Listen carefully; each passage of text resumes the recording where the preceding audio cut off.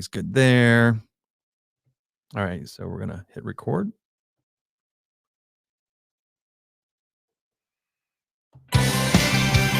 Hello, this is Brad Wiseman, and you're listening to Real Estate and You.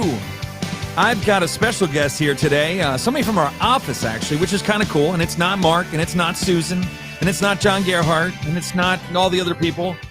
This guy I've known for a really long time, and he has his own show that he does every once in a while. I don't know if it's once a week or whatever, but we'll talk to him about that. And he goes through all this different information about the market. So this is just some good stuff you're going to learn about real estate. And my guest today is Pete Heim. Pete, how you doing? Brad Wiseman. How you doing, buddy? How are you, man? Good. So thanks for agreeing to be on here. You know, I just asked you yesterday, and then you said yes. So that was very kind. Hey, you guys all know Brad, right? Most of you guys are watching. And when Brad says, hey, will you do something? You usually go, yeah, absolutely. Well, that's very kind of you, because most people run for the hills. So I'm surprised that you think that way. Well, that's good. Yes. So I've seen you do your own thing that you do on Facebook Live or whatever it is. I do. It's Facebook Live, right? Friday at 3. Yeah. It's it's stuff like what you do. It's market updates. It's good information, hopefully, for buyers, sellers, some goofy stuff every now and then. I like it. I like you do the whiteboard. Yeah. And there's nothing like a good whiteboard presentation, right? Well, you and I are both old school. Yeah. So whiteboards. Man. No, we had chalkboards. I just got We chills. had chalkboards, dude. Well, that's scary. That's Most people are like, what the hell is a chalkboard? Is a chalkboard? And no, it's not electronic. No, it's not. It's not electronic. So I saw that, and yesterday you had one on, and it was about the equity that we have in our homes, which is basically, if you want to call it the profit, if you want to call it that we have in our homes. Tell me some of the statistics, because I was blown away when you were going down through your whiteboard and saying some of these things. I was completely blown away by the numbers. Yeah. Well, you know what? It's I get a lot of my information from CoreLogic, Inman. Okay, good. Some of the other, Fannie and Freddie. Yeah. You guys know who Freddie is. He's not the guy down the street, who wants to kill your dog. No. And neither is Fannie. Neither is Fannie is, not the lady at the water cooler, gossiping every day at 10 o'clock. No, these are actual mortgage-backed, predictions and stuff like that. So that's where I usually get my information, and also keeping current matters. It helps a lot. That's the other one. Yeah, they compile a lot of stuff. So anyway, I steal that, so that's not me. But I like to read a lot about, Brad and I, our job is really to inform you guys, right? It's to inform you of what's going on in real estate. That's exactly right. So so here's the thing. I mean, equity in your home, you guys, most of you should know this, that take the value of your house, what that means, market value, subtract the mortgage that you have against the house, and the difference is your equity. There you go. It's that simple. So 38% of homes are mortgage free right now. Yeah, okay? that number really blew my mind. Yeah. And but in a way, it makes sense, because there's a lot of cash buyers that came out of the woodwork, which we've never seen this many cash buyers. No, we haven't. And in our career, it's crazy. Yeah, it's good. Yeah, because it's good. But you've just so people know, career-wise, I mean, I'll be 37 years. Yeah, in June. You're in longer. But I'll be 29 years in July. Well, but this is obviously not your first rodeo. You've seen the ups and downs. So, absolutely. Yeah, during our career, we haven't seen that. No, we haven't seen it. So 38% means, dude, I mean, 62% of people are mortgaged. That's what that means. I know, it's incredible. And like back in 08, I think it was like, I thought it was 100%. 89. I know, yeah, but it was a lot higher. Yeah. So what's happened? Okay, so over this past year, people have gained $26,300 in equity. What is it again? Year. How much? $26,300 in 2020. Now this is national. This is a national. So it's an average. Right. Yeah. Right. Got it. So that's a lot of money. But that means people have done more. That's right. Yeah. That's right. So people have done more. Right. So some people have done less. Probably the urbans. Some of the urban areas. Exactly. Right. But we all know that the rurals and suburbans are hot. Yeah, they're kicking butt. Right. And that is incredible. I mean, think about buying a stock where you can make $26,000 in 1 year as an average. As an average. I mean, you can. How much money do you need to invest to do that? Let's think about that a second. $5 million. Okay, well, 5%. Let's just say it's $100,000. You're making 6% a year. Right. That would be $6,000. That's $6,000. Yeah. So No, 20, no. you can't get it. You can't get it in the market. No, you can't. Sorry, brokers out there, you financial guys. Even though we're not that good at the numbers, Yeah. we know we're looking at each other and wait. I got to carry the zero. Well, I went got to Conrad Weiser, so yeah. Well, I'm Wilson, so not much different there. But anyway, so and here's the other thing, Brad. Out of the homes that are mortgaged, Yeah. on average, again, people have over $200,000 of equity. Wow. So that's amazing. I mean, that's crazy. It is crazy. So that's what's going on, guys. Yeah. That's amazing. Sell your house. Watch your hand over there. Why? What's it People are doing? going to think there's an earthquake going on when they're recording. Sorry, man. I'm a hand banger. I am too, man. No, I'm a hand. Oh, dude, I constantly move my hands. I might around. bang the table here in a second and we'll all go flying. Sorry. Anyway. So what are any other stats you got there? So appreciation up 16% on average last year. Berks County was 10.2. Now appreciation is your growth. Yeah, that's how much growth. That's what you sat on your butt all year last year. You made your mortgage a payment and your house went up 10%. So if you had a $300,000 house, you now have a $330,000 house. Wilson Schools, I think, was 11%. Wilson was 11. Yeah. And Berks on average was 10.2. That is phenomenal. I mean, there might have been some areas. That means there was school some districts areas that were higher. Yeah, absolutely. I think Wyomissing probably. Yep. Could have been higher in certain areas. Reading was high. Well, yeah, and that's true. That could have been, because of the lack of inventory. Well, that's your starting point. That's your first time buyer. That's your starting exactly. point. So when you look at it that way, the starting point of the buyers, they're going to pay a lot more because there's no homes. Yep. Yeah, and it's the whole trickle up, trickle down. Yeah. I mean, every price range we have is showing a major lack of inventory. Sorry. Yeah. Now get this stat. You ready? Can't wait. In 2008, everyone knows what happened. It was a bust, right? Yeah, I had to sell my Corvette. That's oh, that sucks, Brad. Really? Yes. Not the Corvette. Oh yeah, it was 2008 was bad, really bad. We'll get you a new one here soon. Okay, thank you. I appreciate that. There was $383 billion in equity. That was people's equity in their homes. Nationally, it was $383 billion.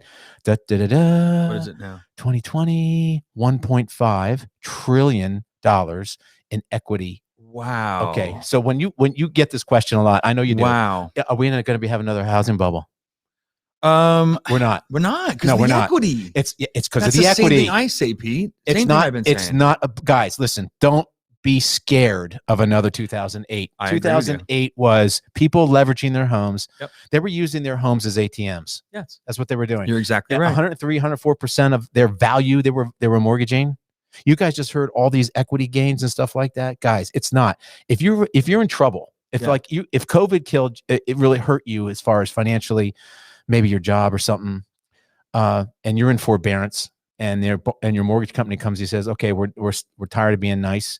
Don't worry, sell your house. Yeah, you're going to be fine. You're going to pay everything off, and you're going to still have money in your pocket. Yeah, it's different. I keep saying that too, Pete. Everybody says, "Did you ever experience this? Is this the same? Oh my gosh, is that bubble coming again?" All those different things, and I say, no. The difference is this too: the little bit of the thing that happened in our economy this past in 2020 was this thing called COVID. I mean, that was not something man-made, whereas the housing. Well, it was, but yeah, it was man-made, right? But the housing issue in 2008. Let's not talk about that. Yeah, no, let's not go into that. In the housing thing in 2008 was all about just lending to people that shouldn't have gotten money. That's it. That administration, I forget who it was, maybe Clinton, I don't remember. They really wanted everyone to own a house. Yeah. I get that. We was do the intention, too. Right. We do too. But it was done the wrong way. Yeah. The lax mortgage practices and stuff. And you guys all know, and Brad, you know this, the mortgage practices have really tightened up. I mean, they have really gotten stricter again, which is a good thing. Yeah. Well, and there was a lot of greed. There was a lot of greed back then too. Yeah. And when you have greed, you have those kind of things happen. Yeah. So I agree with you. The market's just, I think it's going to keep going. Yeah. Our biggest issue is inventory. We need inventory. I mean, and that's why the prices are going up. Well, let's talk interest rate real quick. Again. Go, I don't know go how ahead. much time we have. No, we got time. We're good. We're at around 9 minutes 20 some seconds. So okay. We're good. I just saw today, and I don't know if you saw it yet because it was just this morning. Yeah, the Fed just announced that they're going to keep it down. They're going to keep that prime close to zero again. And what does that mean? That means your interest rates are going to stay 3-ish. I mean, they're going to stay, and they're even said 2023. Wow, it's amazing. So here's why. Because I think they see that the lack of inventory in the housing market is going to continue. I mean, let's face it. Brad and I know a balanced market locally here is 2,500 to 3,000 homes. Yep. And we haven't seen that for a while. if you we did a search, 343. Yep. Active listings. Take out new construction models that aren't built yet. Okay. And if you want to have fun, take the city out, because that's just a small area with a lot of homes in it. There's 179 active listings on the market in Berks County, in the county. It's amazing. A couple of school districts don't have any homes on the market. So that's national. I mean, that's going across the board pretty much, except for some urban environments. Okay. But anyway, if that stays that way, we would need 2,000 homes come on the market like today. Ain't happening. Ain't going to happen. No, and it's not going to, and it's going to be really hard to make that back. Now, I don't want to sound discouraging to buyers. You will find a house. Oh, it's going to happen. It's just going to take time. Yeah. You got to be patient. You got to be patient. This is you have to be very patient in this market as a buyer. You will find a house. You will find a house that you absolutely love.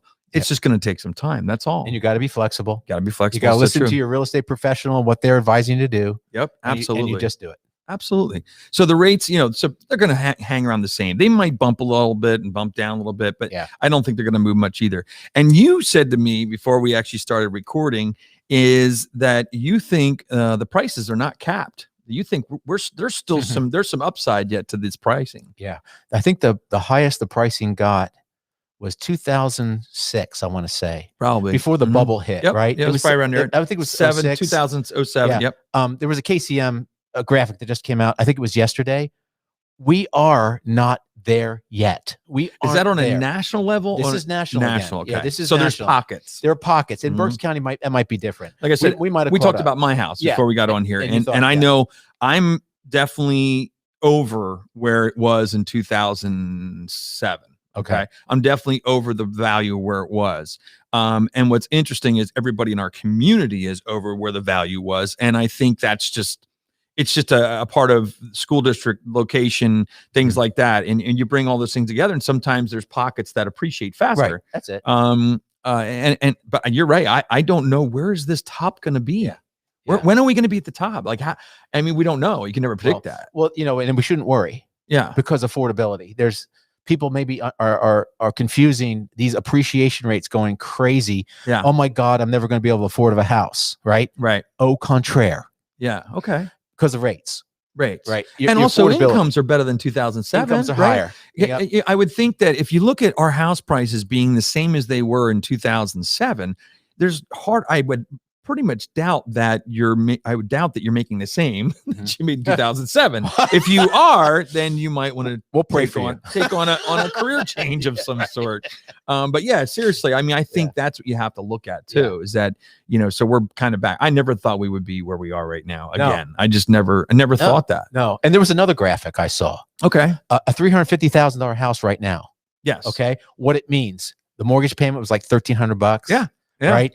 Interest rate was 3%, and it went through all this. Okay. Now you wait till next, you say, oh, I don't want to do it right now. I'm going to wait till next year to buy a $370,000 house. It was a higher mortgage payment. Yeah. Right. It may be slightly higher interest rate. Yep. Right. And guess what? Your equity gain was 0. Right. Because you didn't do it. You didn't do it. Right. Yeah. Well, they always say best time to buy real estate is now. Yeah. And that was using a 5.9% appreciation rate, not a 10.2. Wow. That was the graphic. So if you do the 10%, if it would keep going at that rate, I keep telling people my prediction is going to be around 6% this year. And that's everyone else is saying. Yeah, I think it's going to be around 6%, 5 to 6%. I don't think we can keep going at the 10 because I don't think that's when affordability does start to. You're not making 10% more every year. But Brad, what's that? Are we going to get real right now? We're going to get real right now. There's a pregnant pause there. Yeah. I'm not saying you're pregnant. I'm just saying. I just look it. No, me too. COVID was very good to me. Anyway, to all of us. What was I talking about? Oh, supply and demand, dude. Yeah, that's true. If this supply stays low, that's right. Then there's nothing other than the lack of supply that's going to drive the prices to continue to go up. Yeah. And maybe not to the rate of 10.2. Right. I hope not. Yeah. No, I hope not. Maybe too. 6. 3. We always thought 3 or 4 appreciation is always good. Yeah. 3 and 4% is a healthy that kind of stays. Yeah. It stays with the norm. Yep. We're not normal times. No, we're not. We are in. I'm not going to call it a crisis. I'm not. No. It's a challenge. Yeah. We have a bit of a challenge right now where there's not many homes in the market. Yeah. Right. Absolutely. And for every challenge, usually when there's challenges, there's things that come up. And one of the things that was starting, and I've brought this up with Justin Perello on here, and something that a lot of people forgot. I don't know if you remember this. In 2007, when the prices got as high as they did, they had just started talking about 40-year mortgages. I do. Do you remember that? I do. And then the market took a dump, and it went away. It went away. It wasn't needed. Right. When cars got more expensive, what happened? We got into leases. Yep. We went from 4-year more payment plans on a car to seven. Okay. Because what you have to do when things go up and the affordability gets tougher, you have to spread it out over a longer period of time. Right. So I'm wondering if at some point you're going to start seeing the little bit of chatter about a possible 35-year or 40-year mortgage. Could be. Because nobody ever pays the 30 years anyway. No. So what you would be doing is almost like a lease. Pay for the time that you're there. Yeah, right. In a way, you know? So I just wonder if that's going to come up or come out again. But but you know what, though? It's really, because the rates are so darn good. If you can afford it, go 15. Go 15. That's what we did. We refinanced. We did 15. And get 20% down if you can. Avoid PMI. Yep, absolutely. I mean, if you're able, do it. Do it. Yeah. If you can do it, do it. It's a great thing to do. Anything else you want to talk about before we get towards the end here? Only that if you all don't know, Brad was a singer. He was in the band. Is this the part where I have to take your mic and turn it off? I never had to do that yet. And I know he's married to a lovely woman and has a great kids and all that now, but you know, he really, every girl I ever met really was just loved Brad Wiseman, and not just because of he was good looking. His hair was down to his butt. Are you it was expecting really cool. money for this? No. Money? No, okay. He can sing. He still does. Yeah, I still sing. But he's just a good guy to be around. Well, thanks, sure. Pete. Yeah, and absolutely. I'm glad you were here. And I'll have to do this again. This was a lot of fun. Man. All right. Great. Sounds good, man. Sounds awesome. Thanks, Brad. Thank you. Mm-hmm. All right. Now that was fun. That went in many different directions. Hopefully I don't have to edit any of that out of there, but I don't think so. I think we're good. But no, I want to thank Pete for coming in here. Hopefully we'll be coming back again because that was a lot of fun. And hopefully you'll be back too to listen up for the next time Real Estate and You is on. Thanks so much for listening.